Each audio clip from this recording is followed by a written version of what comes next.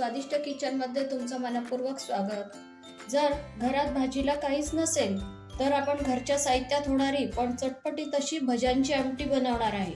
तर त्याआधी तुम्ही जर चॅनलवर नवीन असाल तर बेल बटन दाबून सबस्क्राइब करा। तर आता आपण रेसिपीकडे वळूया। सुरुवातीला आपल्याला एक वाटण तयार करायचं आहे। त्यासाठी मी गॅसवर एक तवा ठेवलेला आहे। त्यात आपण आधी सुरुवातीला खोबरं भाजून घेऊ। इथे एक वाटी मी सुकं खोबरं घेतलेलं आहे किसून। खोबरं लवकर परतवलं जातं त्यामुळे ते सतत हलवत राहायचं। थोडासा तांबूस रंग होत आला की आपण खोबरं काढून घेऊ। पण कांदा घेऊ। याच्यात मी 3 कांदे घेतलेले आहेत उभे कापून। कांदा पण आता छान सोनेरी रंगावर परतवला गेलेला आहे। तो आता आपण काढून घेऊ। परतवलेला कांदा खोबरं गार होतंय तोपर्यंत आपण भज्यांचं पीठ भिजवून घेऊ। 1.5 कप बेसन पीठ, पाव चमचा हिंग, चवीनुसार मीठ, त्यात ओवा क्रश करून टाकते मी।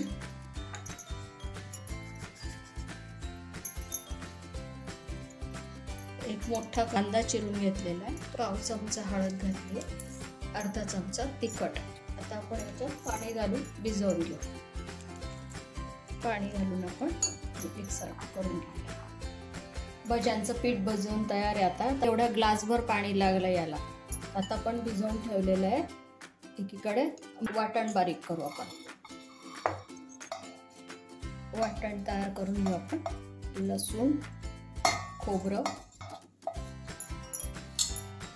थोडंसं 2-3 चमचे पाणी टाकून आपण हे बारीक छान फिरवून घेऊ। वाटण आपलं तयार आहे। आता तर आपण फोडणीची तयारी करू। गॅस वर कढई गरम करायला ठेवलेली आहे। त्यामध्ये 3 पळ्या तेल टाकते मी। आमटी चमचमीत भाज्या म्हटलं की तेल आपल्याला थोडंसं जास्ती लागतं। तेल चांगलं तापलेलं आहे। त्याच्यात आपण मोहरी टाकू, जिरं अर्धा चमचा, वाटण घालू आपण त्यात।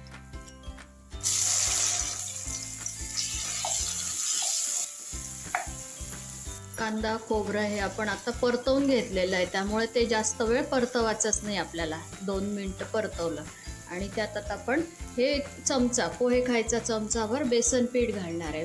बेसन पीठ घातला की आमटीला चांगला दाटसरपणा येतो। या ठिकाणी तुम्ही आपली जाड जी शेव असते त्या शेवेचं पीठ करून सुद्धा घालू शकता। त्याच्याने पण खूप छान चव लागते। आता आपण कोरडे मसाले घालूया।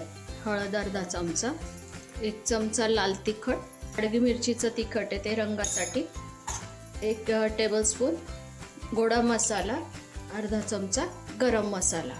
गरम मसाल्यामुळे तिखटपणा येतो भाजीला। मसाल्यांना मस्त तेल सुटलेलं आहे। आता आपण चवीनुसार मीठ घालू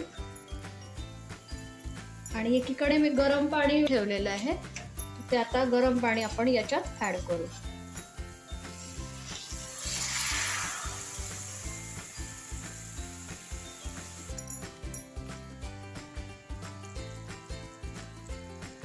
आपल्याला कशी घट्ट पातळ जशी पाहिजे तशी करू।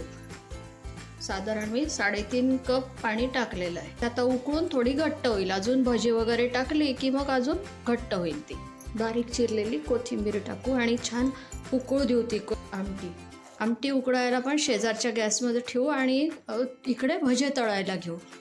हे तेल चांगलं तापलेलं आहे। तर आता आपण हे गरम तेल थोडंसं ह्या भज्यांच्या पिठामध्ये टाकून घेऊ। सोडा न टाकता हे की आपले भजे छान कुरकुरीत होतात। चमच्याने भजे टाकते मी। हे छोटे छोटेच भजे टाकायचे आपल्याला, कारण मग आमटीत टाकले की अजून ते मोठे मोठे होतात। त्यामुळे टाकताना छोटे टाकायचे।